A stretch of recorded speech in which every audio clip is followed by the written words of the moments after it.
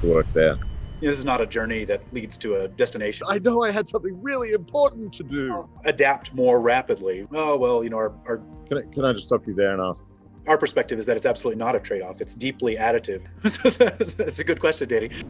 Welcome back to the D3 mission log. We're well into 2021. We're not going to discuss the news, but obviously things are looking up for the clean energy transition, and we need to work out how to accelerate it, which is why we're bringing you this video learning journey on a weekly basis with the world's largest clean tech accelerator program and its manager, Bryan, who's going to share some lessons learned. And a couple of weeks ago, we were talking about the challenges of sort of equity in and equity out in the program design and build. We want to be global. We want to be diverse. We want to use the energy transition that we're driving to uplift all communities and bring benefits to everyone, especially those that have historically been left out by the fossil fuel energy systems of the 20th century, or even worse, completely depressed and oppressed by them. And so, some of this journey is about working out how do we do diversity in the selection process, as we discussed 2 weeks ago, but also ensure the equitable outcomes, the inclusive outcomes, justice, for want of a better word. So, Bryan, tell us about that part of the learning journey. Yeah, and I guess let me be very clear that we are very early in the stages of this journey. And when it comes to diversity, equity, inclusion, and justice, this is not a journey that leads to a destination at which we'll kind of pat ourselves on the back at some point and say, mission accomplished, move on. It's probably a journey we'll always be on, but a very worthy one. Because exactly to your point, Danny, if we do this right, we have an opportunity not only to ensure that the most promising climate tech reaches the markets, but to ensure that it reaches the most vulnerable communities and that those members of those communities actually are able to participate in the greatest financial opportunity of our time as well. Often people think about diversity, equity, inclusion, and justice as some kind of trade-off. We have to do this, or we have to do that, and it's a net sum zero game. And our perspective is that it's absolutely not a trade-off. It's deeply additive. In fact, if we do it right, it's incredibly supportive of our mission. So that's a lot of our focus right now. I've mentioned in previous episodes that we were really eager to get some points on the board and kind of get going and start learning so that we can adapt more rapidly rather than trying to get everything perfect right off the bat. And that's what we've done. So we're trying to approach this challenge and opportunity with humility, trying to recognize what we don't know, but also with the same ambition and scope and scale and speed that affects everything else that we do, because there is such a significant opportunity here. I've mentioned in a previous discussion that one of our key first steps is really to expand our networks. We're an organization built on networks of startups, of corporate partners, of investors, of policymakers, and we need to expand our networks for hiring, for recruiting and building people onto our own team. It's going to be hard for us, I think, to be very effective at diversity, equity, inclusion, and justice without some good representation on our team. And we have some good steps there, but a lot of room for improvement. But more broadly, I think we necessarily need to expand our networks to make sure that each of our sets of stakeholders is kind of representative and brings a diverse perspective to the work that we're doing. Can I just stop you there and ask the obvious question, which is, we're two white guys talking about it. So it starts from the inside out, as far as I can tell. What are we doing at the team level to diversify? How is that reflected already? And before we talk about the networks and other stakeholders in the third derivative ecosystem, what's the work there? Yeah, so we kind of think about diversity, equity, inclusion, and justice at kind of three levels. One is, our mission and mission fulfillment, which is what I've been discussing so far. Another is kind of the actual makeup of our team itself. And here, like I was just running the numbers last week, we've made 7 full-time job offers since we kind of kicked off third derivative several months ago. Of those 7 job offers, 5 have been to women, 2 have been to men, 4 have been to BIPOC candidates, 3 have been to white candidates. So, and that's not through any kind of tokenism per se. It's been through is explicitly and intentionally seeking out diverse candidate pools, because there are amazingly talented people of every kind of background and experience set kind of out there. And we really don't buy the excuse that, oh, well, our applicant pool wasn't very diverse, so we're just kind of stuck with what we had. That said, we have a lot of room for improvement.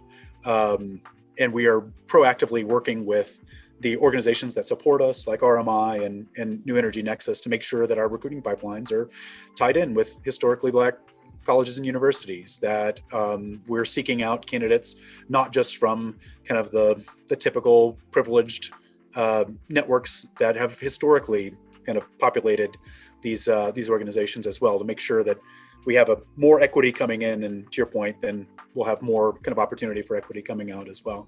Can I just note that there's another level, sorry, which is the global dimension. Like you are a global purpose organization, and how are we going to mix up the sort of internationalization of the crew too? Yeah, so I think that as a team, that's probably the biggest gap that we've identified. We have these very global aspirations, but right now as a team, we're very North America centric.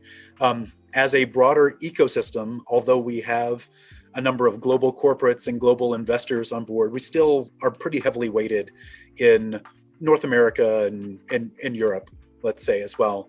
So we have a couple of kind of dimensions of work here. One is really just activating our networks.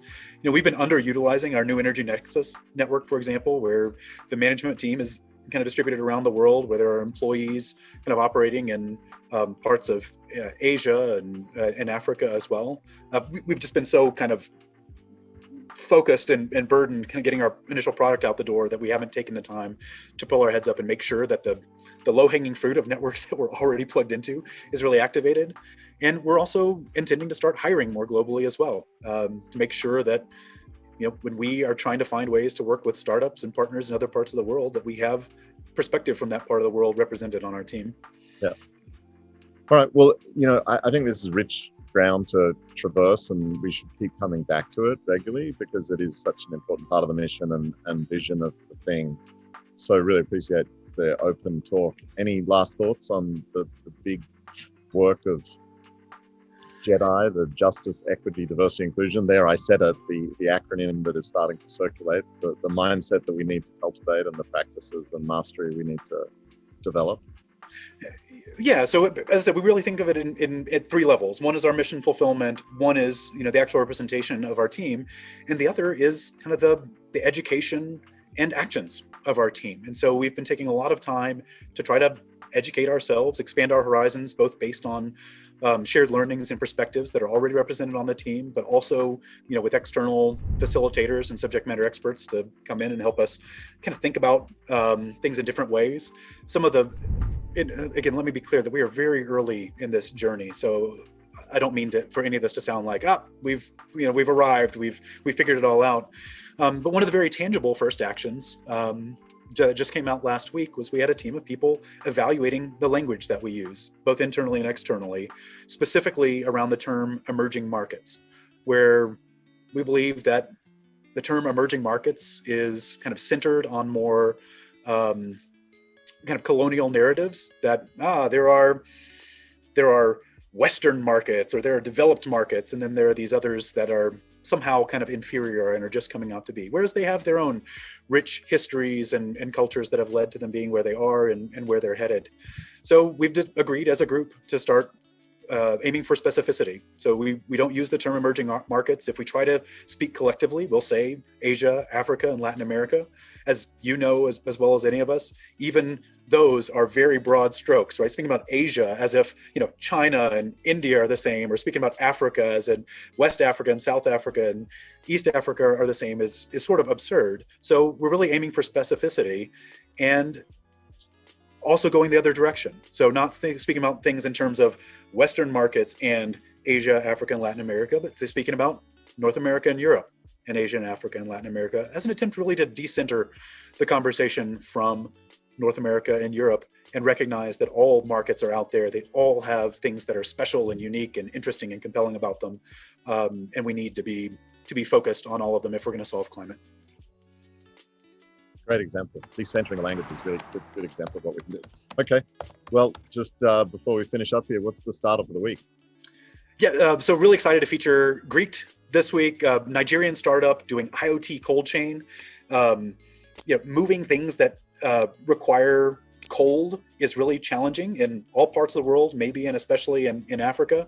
Things are often hot. Some of the infrastructure around being able to maintain coldness and being able to verify it over time isn't terribly mature. So they built out an entire platform that helps you kind of track and ensure that things that need to stay cold over the course of a journey. That's already probably very important, but especially right now while we're trying to distribute vaccines around the entire world and around entire continents that need to remain cold. All of a sudden, they were just featured in CNN last week as a critical kind of tool in the toolkit for ways that we might be able to increase not just the speed, but the kind of efficacy and reduce spoilage of vaccine distribution throughout Africa. Wonderful. We'll put a link in the video posting here for the third derivative mission log, but just to repeat, so it's a Nigerian company focused on the cold chain, as we call it, the industrial transport of things like food and vaccines in a hyper efficient way. How big is that opportunity, Bryan, from a sort of climate solutions point of view? Are we seeing huge gains here? That's a good question, Danny. I don't have the figures off the top of my head, but as a society, we devote obscene amounts of energy to keeping things cold.